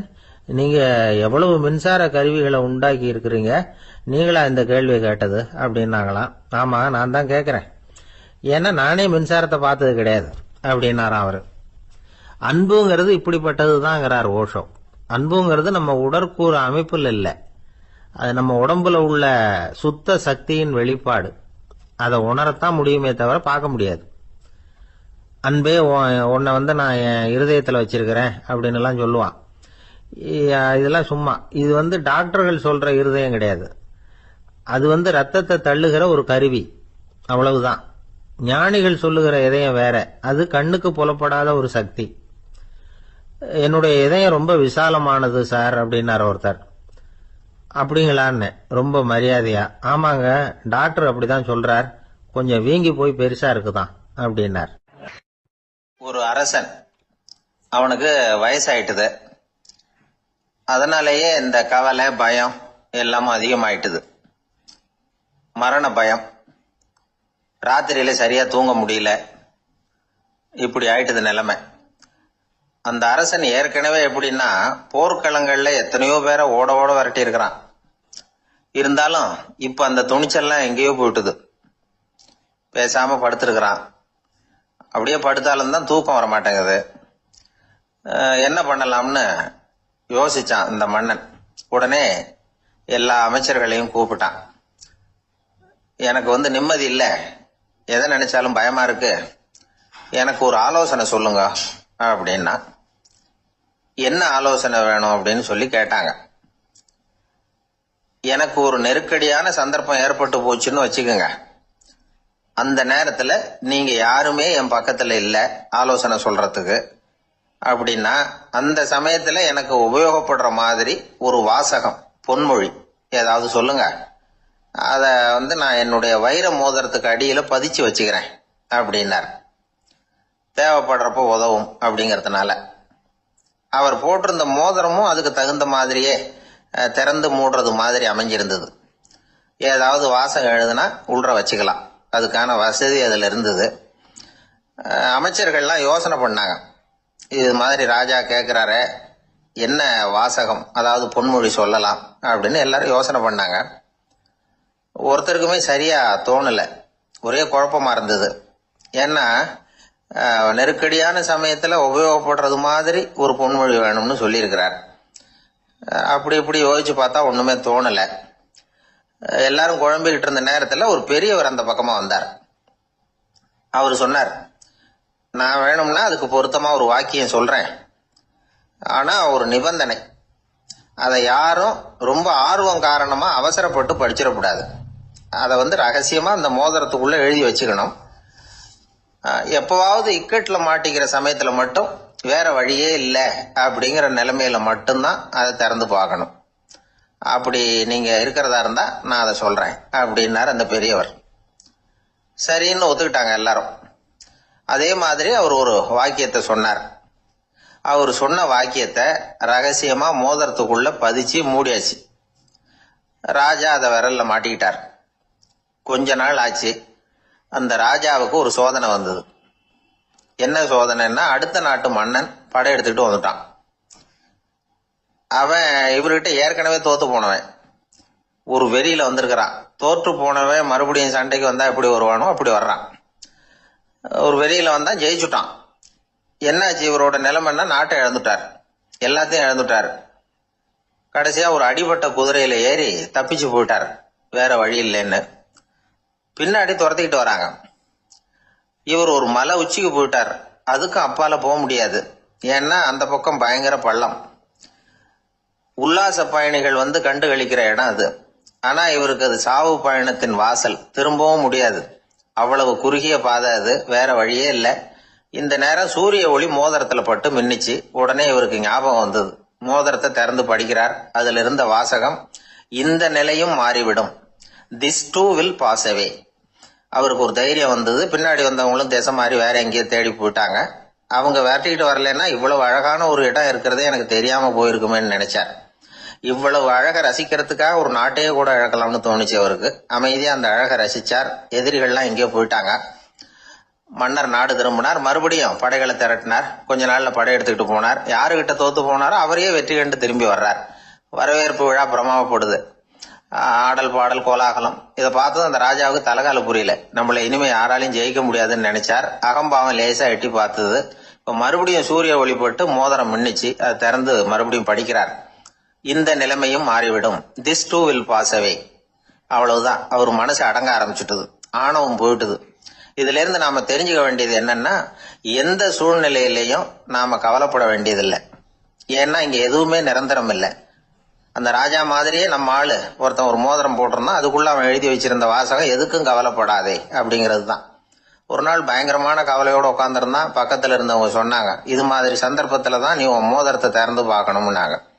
இவனுக்கு கவலையோட எரிச்சலும் சேர்ந்துகிட்டது. அது எப்படி முடியும், இப்ப திருட்டு போனது என்னோட அந்த மோதிரம் தானே அப்படின்னு சொல்லிவிட்டு தலையில கை வச்சுட்டு உட்காந்துட்டான். இப்படிலாம் சொல்றது உண்டு. இருந்தாலும் நாம எந்த சூழ்நிலையிலையும் கவலைப்பட வேண்டியதில்லை அப்படிங்கிற உண்மையை புரிஞ்சுக்கணும். அப்படி கவலைய வெல்றதுக்கான வழி தெரிஞ்சுட்டதுன்னா வாழ்க்கையில வெற்றி நிச்சயம். இந்த உலகத்துல எத்தனை வகையான மனிதர்கள் இருக்கிறாங்க, ஒவ்வொரு மனிதனுமே ஒவ்வொரு வகை அப்படிங்கிறாங்க விஞ்ஞானிகள். மனிதர்களை 3 வகையா பிரிக்கலாம் அப்படின்னு சொல்றாங்க மெய்ஞானிகள். இவங்களை பத்திலாம் ஏற்கனவே நாம பேசியிருக்கிறோம். இப்ப டாக்டர் எட்வர்டு பேட்ச் அப்படிங்கிற நிபுணர் என்ன சொல்றாரு தெரியுமா? மனிதர்களை 7 வகையா பிரிக்கலாம்ங்கிறார். மனிதர்களின் மனநிலை அடிப்படையில அவங்களை 7 விதமா வகைப்படுத்துறார் அவர். சரி, அது என்ன 7 வகை? முதல் வகை என்னன்னா, பயந்த குணம் உள்ளவங்க. சார் ரொம்ப பயந்த சுபாவம், வீட்டுல கூட வாயே திறக்க மாட்டார், சாப்பிட போறப்ப மட்டும்தான் கொஞ்சம் வாயை திறப்பார், அப்புறம் மூடிக்குவார் அப்படின்னு சில பேரை பத்தி நாம பேசிக்கிறது உண்டு. இவங்கெல்லாம் இந்த வகை, அதாவது பயந்த குணம் உள்ளவர்கள் அப்படிங்கிற முதல் வகை. சரி, ரெண்டாவது வகை என்னன்னா சஞ்சலப்படுகிறவர்கள். எதுக்கு எடுத்தாலும் கலக்கம், குழப்பம், இப்படியே காலம் தள்ளிட்டு இருப்பாங்க. பல பேர் பார்த்திருப்பீங்க. அவங்கெல்லாம் இந்த வகை. மூணாவது வகை என்னன்னா யதார்த்த உலகை மறந்து கற்பனை உலகத்திலேயே மிதக்கிறவங்க. இளைஞர்கள், கவிஞர்கள், இப்படி பல பேர் இருக்கிறாங்க. எப்ப பார்த்தாலும் கற்பனை உலகத்திலேயே மிதந்துகிட்டு இருப்பாங்க. கிட்டத்துல போய் என்னங்க ஒரு மாதிரியா இருக்கிறீங்க அப்படின்னு கேட்டு பாருங்க. அவங்களெல்லாம் ஏதோ ஒரு அற்ப புழுவை பாக்குறது மாதிரி உங்களை பார்ப்பாங்க. அதுவும் அந்த வானத்து நிலாவை பாருங்கள், அது என்னை வா வான்னு கூப்பிடுது, எனக்கு சீக்கிரத்துல ஒரு நாள் சிறகுகள் முளைக்கும், சிறகடித்து வானத்துல பறந்து போவேன், அந்த செல்ல நிலாவை கொஞ்சிவிட்டு வருவேன், இப்படிலாம் பேசிட்டு இருப்பாங்க. கொஞ்சிறது அப்புறம் இருக்கட்டும், இப்ப கஞ்சிக்கு வழியே பாருப்பா அப்படின்னா அதை காதுல வாங்க மாட்டாங்க. நாம ஏதோ இந்த உலகத்தை அனுபவிக்க தெரியாதவர்கள் மாதிரி நம்மளை அவங்க கவனிப்பாங்க. இப்படி ஒரு ரகம். நாலாவது வகை மனிதர்கள் எப்படின்னா, இவங்க தனிமை உணர்வு மிக்கவர்கள். இவங்க மற்றவங்களோட இயல்பா நெருங்கி பழகிறதில்ல. தான் உண்டு தன்னுடைய வேலை உண்டுன்னு இருந்துட்டு போறவங்க. அடுத்த வீட்டுல இருக்கிறவர் யார் அப்படின்னு கேட்டா கூட அடுத்த வீடுன்னு ஒண்ணு இருக்கா அப்படிங்கறது மாதிரி நம்ம முகத்தை பார்ப்பாங்க. அவங்க கிட்ட மேற்கொண்டு நாம என்னத்தை பேச முடியும்? இப்படி ஒரு வகை. ஐந்தாவது வகை மனிதர்கள் எப்படின்னா, இவங்க மற்றவங்க செல்வாக்குக்கு உட்பட மறுப்பவர்கள். அடுத்தவங்களோட செல்வாக்குக்கு இவங்க ஆட்படுறதில்ல. நான் யார் தெரியுமான்னு கேட்டா அதை தெரிஞ்சுட்டு எனக்கு என்ன ஆக போகுதும்பாங்க. இவங்கெல்லாம் அந்த ரகம். ஆறாவது வகை மனிதர்கள் எப்பவும் எதுலையும் பற்றில்லாம இருக்கிறவங்க. இது ஒரு துறவு மனப்பான்மை. இயல்பாவே சில பேர் இப்படி உண்டு. அவங்களுக்கு எதுலயும் ஒரு ஈடுபாடு இருக்காது. அப்படிப்பட்டவங்க எல்லாம் ஆறாவது வகை. ஏழாவது வகை மனிதர்கள் மற்றவங்க கவலைய தன்னுடையதா ஆக்கிக்கிட்டு கவலைப்படுறவங்க. இவங்கெல்லாம் மகாத்மாக்கள். தாம் வேறு அடுத்தவங்க வேறு அப்படிங்கிற எண்ணம் இவங்களுக்கு வர்றதில்லை. அதனால அடுத்தவங்களுக்கு ஒரு துன்பம் வந்ததுன்னா இவங்களால சும்மா இருக்க முடியறதில்ல. ஆக கூடி இப்படி 7 விதமான மனிதர்களை அடையாளம் காட்டுறார் அந்த நிபுணர். இதுல நாம எந்த வகையில வர்றோம் அப்படிங்கறத நாம தான் அடையாளம் கண்டுபிடிக்கணும். எனக்கு தெரிஞ்ச ஒரு மனிதர் உண்டு. அவர் ஒரு வித்தியாசமான வகை. எதையும் நடைமுறை சாத்தியமா சிந்திக்கிறவர். எப்பவும் அடுத்தவங்களும் நல்லா இருக்கணும், நாமும் நல்லா இருக்கணும் அப்படின்னு ஆசைப்படுறவர். அவருக்கு ஒரு சமயம் திடீர்னு உடம்பு சுகம் இல்லாம போயிட்டுது. டாக்டர் கிட்ட போனார், பணம் கொடுத்தார், வைத்தியம் பார்த்துக்கிட்டார். அவர் எழுதி கொடுத்த மருந்து சீட்டை வாங்கினார். ஒரு மருந்து கடைக்கு போனார், பணம் கொடுத்தார், மருந்து வாங்கினார். அதை எடுத்துட்டு வீட்டுக்கு வந்தார். அதுக்கப்புறம் அந்த மருந்து அவர் சாப்பிடணும்ல, சாப்பிடவே இல்லை. அப்படியே சும்மா வச்சுட்டார். அவரை பார்த்து கேட்டேன், ஏன் சார் இப்படி பண்றீங்க? வீண் செலவு தானே இது, நீங்க ஏன் டாக்டர் கிட்ட போய் பணம் செலவு பண்ணுனீங்கன்னு கேட்டேன். அவர் சொன்னாரு, டாக்டர் வாழணும் இல்லையா, அதனாலதான் அப்படின்னார். சரி, அப்புறம் ஏன் மருந்து வாங்கினீங்க அப்படின்னு கேட்டேன். மருந்து கடைக்காரர் வாழணும் இல்லையா, அதனாலதான் அப்படின்னார். சரி, அப்புறம் ஏன் வாங்கின மருந்து சாப்பிடாம வச்சுட்டீங்க அப்படின்னதுக்கு, நான் வாழணும் இல்லையா அதனாலதான் அப்படின்னார். இவர் வாழ்க்கையை புரிஞ்சுக்கிட்டவர். இப்படி வாழ்க்கையை புரிந்து கொண்டு வாழ தெரிஞ்சுக்கணும். எந்த வகை மனிதர் நாம் அப்படிங்கறத புரிஞ்சுக்கிட்டு வாழ்ந்தோம்னா வாழ்க்கையில வெற்றி நிச்சயம். குடும்பத்துல ஒருத்தர் அனுசரிப்பு தன்மைங்கிறது ரொம்ப அவசியம். கணவன் மனைவின்னா அனுசரிச்சு போகணும்னு சொல்லுவாங்க. அதாவது ஒரு கணவன், அதுக்காக தான் அந்த காலத்துல எல்லாம் ஒரு வீட்டுக்கு மாப்பிள்ளை தேடுறதுங்கிறது ஒரு பெரிய குடும்பத்தை நிர்வகிக்கிற அளவுக்கு ஒரு கணவனா வரக்கூடிய எப்படி இருக்கணும் அப்படின்னா, அந்த காலத்துல புலி வேட்டைக்கு போகணும். ஒரு பொண்ணுக்கு மாப்பிள்ளை தேடுறதுன்னா நம்ம தமிழ் பழக்கம் என்னன்னா, காட்டுக்கு போய் ஒரு புலியை வேட்டையாடிட்டு வரணும். அந்த புலி பல்லு அல்லது நகத்தை கொண்டுட்டு வரணும் அந்த இளைஞன். அதை வீட்டில் கொடுப்பான். அதை தான் கட்டி அதை இதாக கட்டுவாங்க, மாலையாக போடுவாங்க, தாலியாக கட்டுவாங்க. அதாவது வீரம் இருக்கா பையனுக்குன்னு பார்ப்பாங்க. ஒரு பொண்ணு வேணும்னா நீ முதல்ல வீட்டுக்கு பொண்ணு கேட்க போகக்கூடாது, காட்டுக்கு போகணும், போய் புலியை கொண்டு வா, அதுக்கப்புறம் தான் உனக்கு பொண்ணு அப்படின்னு சொல்லுவாங்க. இப்போலாம் ஏன் போறது இல்லைன்னா, இப்போலாம் ஒருத்தனை காட்டுக்கு போய் புலிப்பல் கொண்டு வரனா புலி தான் மாப்பிள்ளையா வரும். அதனாலதான் இப்ப போறதில்லை யாரும் காட்டுக்கு. அப்போ பெண்களும் ரொம்ப வீரமா இருந்தாங்க. பெண்கள் மூலம் அந்த காலத்துல எப்படின்னா, முறத்தாலேயே புலியை துரத்துவாங்களாம். நம்ம பழைய பாட்டுல எல்லாம் பார்த்திருப்பீங்க. முறத்தால புலியை விரட்டினாங்கன்னு வரும் பழைய பாட்டு. அந்த அளவுக்கு பெண்களுக்கு வீரம். இப்போ கல்யாணம் ஆகி இந்த காலத்துல ஒரு கணவனை விரட்டிட்டு வந்தாங்களாம் முறத்தை எடுத்துக்கிட்டு. ஒரு மனைவி அவன் பயந்துட்டு வெளில ஓடி வரான். பின்னாடி முறத்தை எடுத்துட்டு அந்த அம்மா ஓடி வருது. இவனை தனியா பிடிச்சி கொண்டு போய், என்னப்பா இந்த மனைவிட்டு இப்படி பயந்து ஓடி வரிய, முறத்தால துரத்துறா இப்படி வரிய அப்படின்னு. அவன் அப்படியே தடுமாறிட்டு, அதெல்லாம் ஒண்ணும் இல்லை, அவன் என்ன புலியா நினைக்கிறா, அப்படின்னு ஒரு பெருமையா சொல்லிட்டானா. அந்த காலத்துல புலியை தான் முறத்தால விரட்டினாங்க, இப்போ புருஷனை விரட்டுறாங்க அப்படின்னு சொல்லி. அப்படி அந்த காலத்துல கணவனுக்கு ஒரு குடும்பத்தை நிர்வகிக்கிற திறமை இருக்கா, உடல் வலிமை தான் முக்கியம். இப்ப கூட மதுரை பக்கத்துல ஐயாவுக்கு தெரியும், அந்த இளவட்டக்கல்லுன்னு ஒரு ஊருக்கு ஊர் எல்லையில கிடக்கும். ஊர் எல்லையில ஒரு பெரிய கல்லு கிடக்கும். அந்த ஊருக்கு பொண்ணு கேட்க போறவங்க அந்த கல்லை தலைக்கு மேல தூக்கி காட்டணும். அப்படியே தூக்கி தலைக்கு மேல வசதி கீழே போடணும். அந்த வலு இருந்தாதான் நீங்க அந்த ஊருக்குள்ளேயே போகலாம், பொண்ணு கேட்கறதுக்கு போகலாம். இல்லைன்னா நீ திரும்பி போக வேண்டியதான். அந்த வலிமை இருக்கா மாப்பிள்ளைன்னு பாக்குறாங்க. இளவட்டக்கல்லுன்னு பேர். அப்ப என்ன பண்ணாங்கன்னா, ஒரு 1000 வருஷத்துக்கு முன்னாடி அந்த கல்லை தலைக்கு மேல தூக்கி கீழே போடுவாங்களாம். ஒரு 500 வருஷத்துக்கு முன்னாடி அப்படி கொஞ்சம் தூரம் இடுப்பு அளவுக்கு தூக்கி கீழே போட்டுக்கிட்டு இருந்திருக்கிறாங்க. அதுக்கப்புறம் ஒரு 100 வருஷத்துக்கு முன்னாடியெல்லாம் அப்படி முழங்கால அளவுக்கு அப்படி தூக்கி போட்டா போறோம்னு வச்சிருந்தாங்களாம். இப்ப நான் அந்த ஊருக்கு என் கூட பழனிசாமின்னு ஒருத்தர் இருக்காரு. அவர் போய், உனக்கு எப்படிப்பா இந்த ஊர்ல கல்யாணம் ஆச்சு அப்படின்னா, இப்போலாம் நாங்க தொட்டு கும்பிட்டா போறோம், அதை அசைக்கிறது கூட இல்லை. அப்படி ஆயிட்டுது. ஒரு குடும்பத்தை கணவனா வரப்போறவனுக்கான தகுதி அந்த காலத்துல அப்படி இருந்துதான். அப்படி கணவன் தேர்ந்தெடுக்கிறது, குடும்ப தலைவனை தேர்ந்தெடுக்கிறது ஒரு பெரிய காரியம். ஒரு பெரிய செல்வந்தர் போட்டி வச்சாராம், ஒரு நீச்சல் குளம், அதுல யார் வேணாலும் குதிச்சு அந்த பக்கம் போய் கரையேறலாம். அந்த நீச்சல் குளத்துல விஷப்பாம்புலாம் கிடக்கு. யாரு துணிஞ்சி அந்த விஷப்பாம்பு இருக்கிற குளத்துல குதிச்சு அந்த பக்கம் போய் கரையேறானோ அவனுக்கு ஒரு 100 ஏக்கர் நிலம் கொடுப்பேன். அது வேண்டான்னா ஒரு 1000 ஆடு கொடுப்பேன். அதுவும் வேண்டான்னா என் பொண்ணை கொடுப்பேன் அப்படின்னு போட்டி வச்சார்.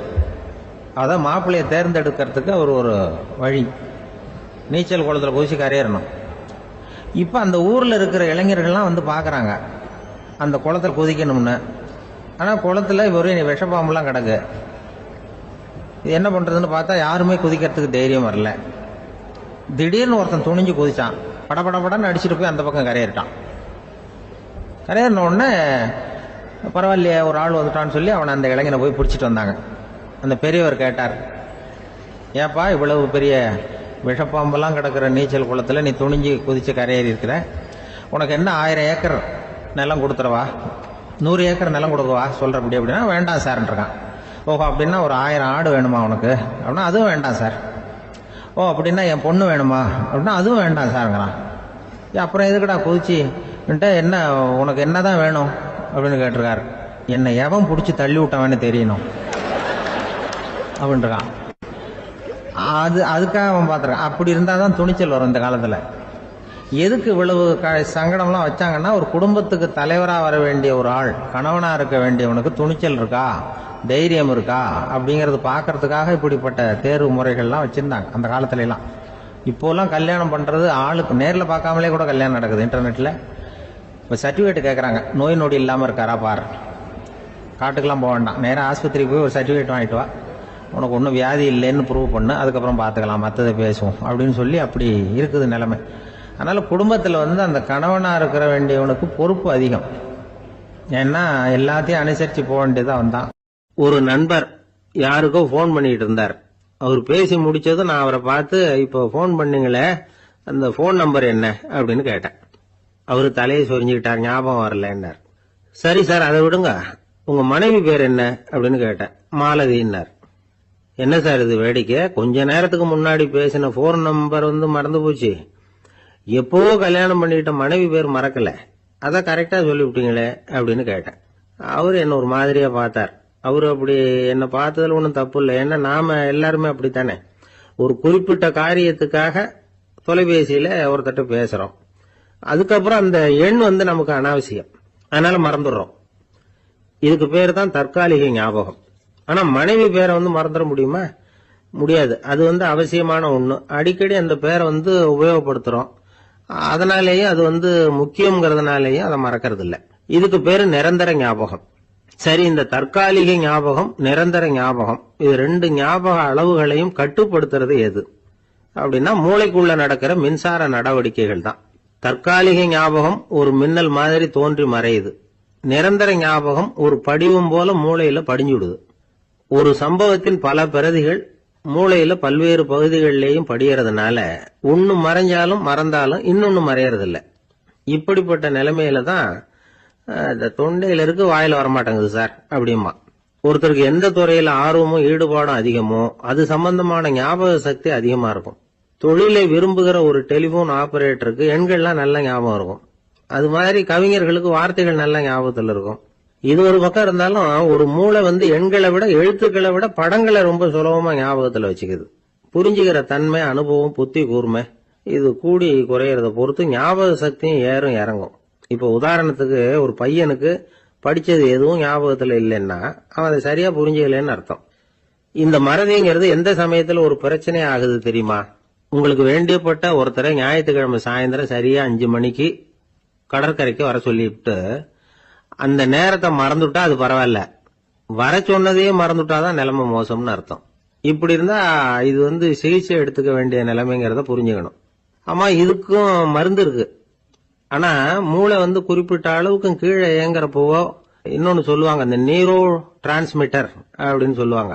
அப்படிங்கிற மூளை ரசாயனம் ரொம்பவும் குறைஞ்சு போறப்போ மட்டும்தான் உபயோகப்படும். டாக்டர் என்ன சொல்றாங்க தெரியுமா? மூளையை பொறுத்த வரைக்கும் அதுல ஞாபக சக்தி அதிகமா உள்ள மூளை, மறதி உள்ள மூளை அப்படின்னு ஒண்ணும் கிடையாது அப்படிங்கிறாங்க. நினைவு வச்சுக்கிறதுக்கு பயிற்சி அளிக்கப்பட்ட மூளை, பயிற்சியற்ற மூளை அப்படின்னு வேணும்னா சொல்லலாம் அப்படின்னு சொல்றாங்க. அதனால நம்ம ஞாபக சக்திங்கிறது நம்ம கிட்ட இருக்கிற பயிற்சி, முயற்சி இதை பொறுத்துதான் அமையும். ஒருத்தர் ஒரு பென்சிலை எங்கேயோ வச்சுக்கிட்டு தேடிக்கிட்டு இருந்தார். அப்புறம் என்னமோ தீவிரமா யோசனை பண்ணி அதை ஞாபகப்படுத்தி பாத்துக்கிட்டு இருந்தாராம். எதிரில் உட்கார்ந்து இருந்தவர் சொன்னார், பென்சிலை தானே தேடிட்டு இருக்கீங்க, அது உங்க வலது காதுல இருக்குது சார் அப்படின்னாராம் அவரு. இதுக்கு அவரு சொல்லியிருக்காரு, பென்சிலை வலது காதுல தான் வச்சிருக்கேங்கிறது எனக்கு நல்லா ஞாபகம் இருக்கு, ஆனா எது வலது காதுங்கிறது தான் மறந்து போச்சு அப்படின்னாராம். அவர் அதை தான் யோசிச்சுட்டு இருந்தார். இப்ப எப்படின்னா, ஒரு 600 வருஷத்துக்கு முன்னாடி மனுஷனுக்கு இருந்த நெருக்கடி இருக்கு பாருங்க.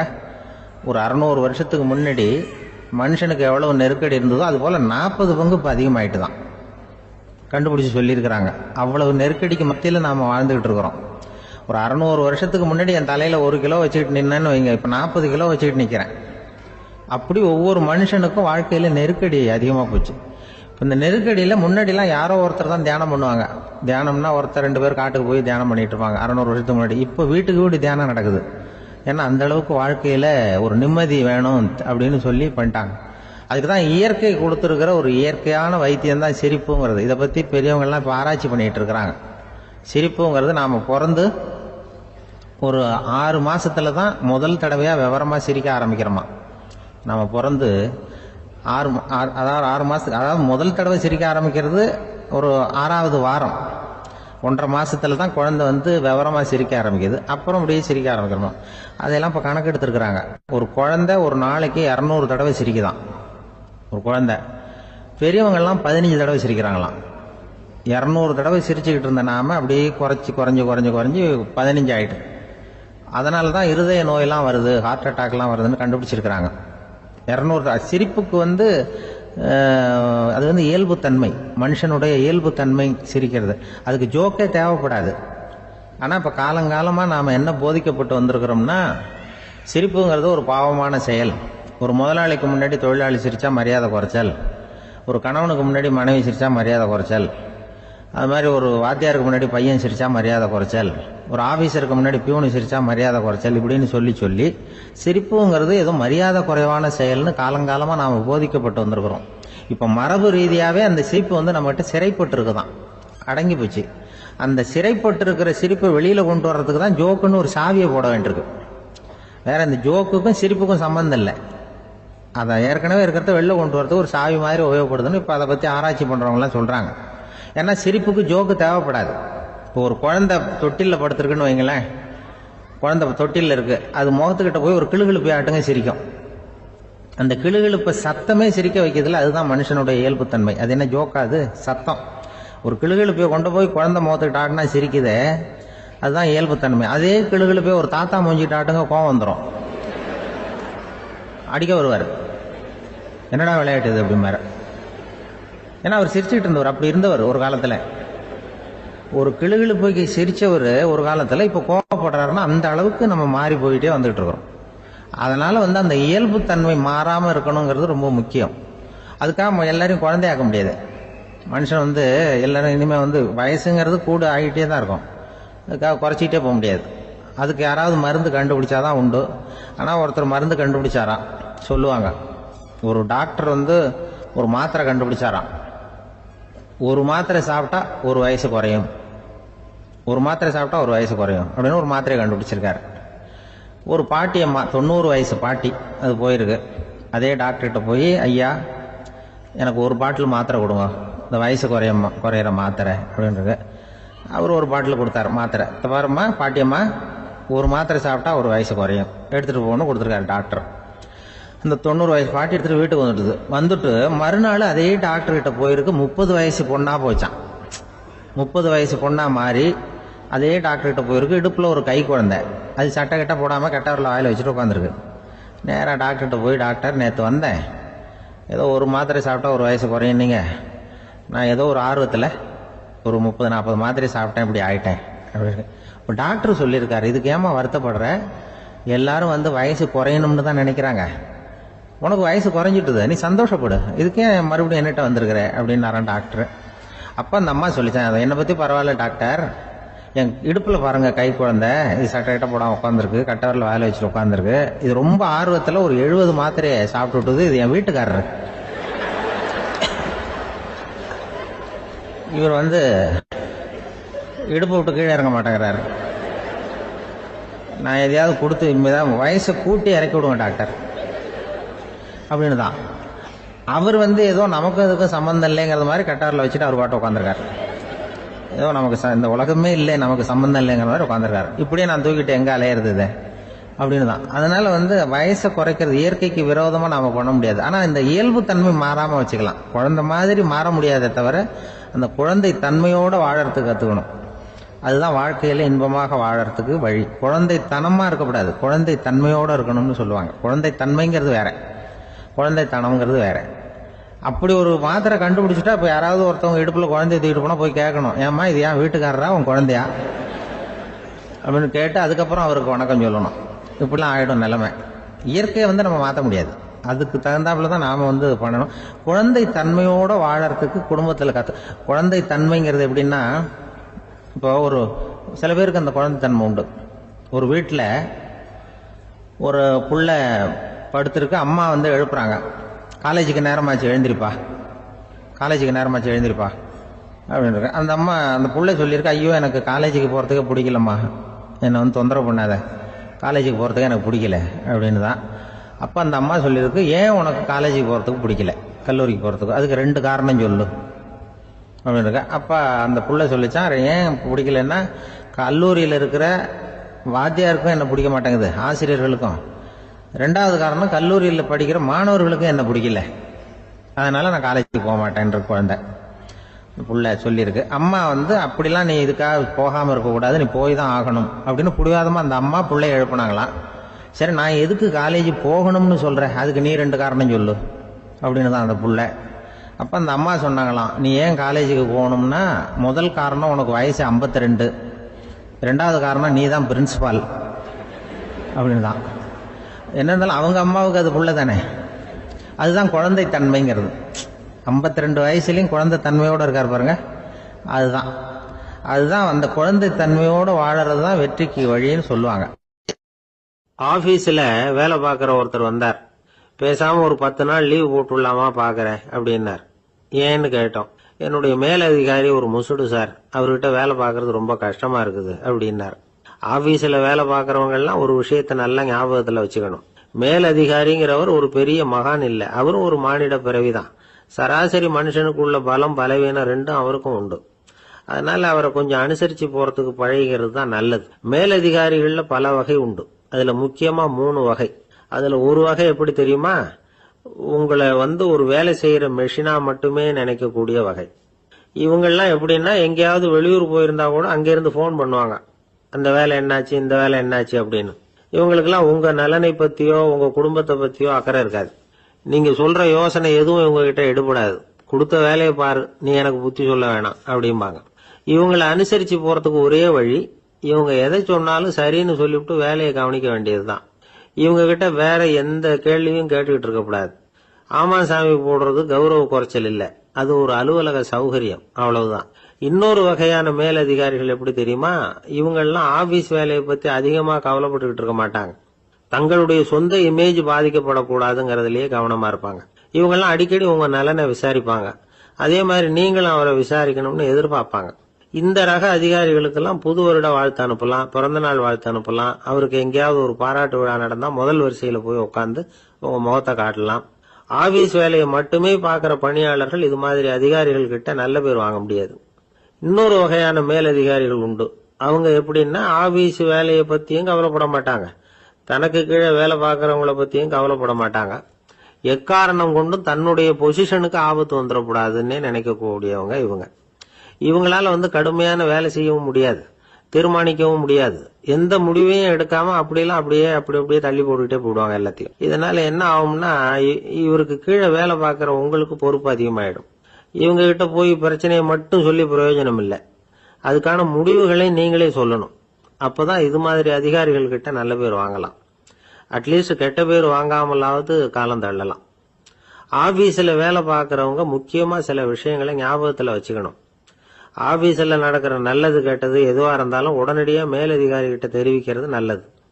மூன்றாவது மனிதர் மூலமா அதை அவர் தெரிஞ்சுக்கிறது அவ்வளவு நல்லது இல்லை. எந்த மேல் அதிகாரியுமே தான் இந்த சர்பாஸ் செய்யப்படுறத விரும்புறதில்லை. அதனால அவருக்கு தெரியாம மேலிடத்துக்கு மணி எழுதி போடக்கூடாது. அப்படி எழுதி போடுறவங்க சில பேர் இருக்கிறாங்க. நீங்களும் உங்க மேலதிகாரியும் தொழில் ரீதியா ஒரே படிப்பு படிச்சவரா இருக்கலாம். அப்படி இருந்ததுன்னா அட்ஜஸ்ட் பண்ணி போறது கொஞ்சம் கஷ்டம்தான். இதை மனசுல வச்சுக்கிட்டு நடந்துக்கணும். உங்களுக்கும் அவருக்கும் அபிப்பிராய பேதமா, அது அவருக்கும் உங்களுக்கும் உள்ள தனிப்பட்ட பிரச்சனை. அதை விளம்பரப்படுத்திட்டு இருக்க கூடாது. அது அவருடைய கோபத்தை கிளறும். உங்க மேலதிகாரி உங்க கூட படிச்சவரா இருக்கலாம். அதுக்காக அவர் எல்லாருக்கும் முன்னாடி அடைய கிச்சாமி எப்படிடா இருக்க அப்படின்லாம் கேட்டுக்கிட்டு இருக்க கூடாது. பொதுவா யாரும் அதை விரும்புறதில்ல. இவ்வளவையும் உங்க மனசுல வச்சுக்கிட்டு கொஞ்சம் சாமர்த்தியமா நடந்துகிட்டீங்கன்னா ஆபீஸ் உங்களுக்கு அவஸ்தையா இருக்காது, ஆனந்தமா இருக்கும். ஒரு மேலதிகாரி தன்கிட்ட வேலை பார்க்கிற ஒருத்தரை பத்தி ரொம்ப பெருமையா சொன்னாராம். எங்க ஆபீஸ்ல எவ்வளவோ பேர் வேலை பார்க்கறாங்க, எல்லாரும் தினமும் ஏதாவது பிரச்சனைகளை சொல்லிட்டு இருப்பாங்க. ஆனா இவர் ஒருத்தர் மட்டும்தான் இது வரைக்கும் என்கிட்ட எந்த பிரச்சனையும் சொன்னதே இல்லை. அவர் பாட்டுக்கு வருவார், வேலை பார்ப்பார், போயிடுவார் அப்படின்னாராம். நான் உடனே அவ்வளவு பெருமைக்குரிய அந்த ஊழியரை பார்த்து கேட்டேன், ஏன்பா உன்னுடைய மேலதிகாரி கிட்ட நீ எந்த பிரச்சனையும் கொண்டுகிட்டு போறதே இல்லையாமே அப்படின்னு கேட்டேன். அதுக்கு அவர் சொல்றாரு,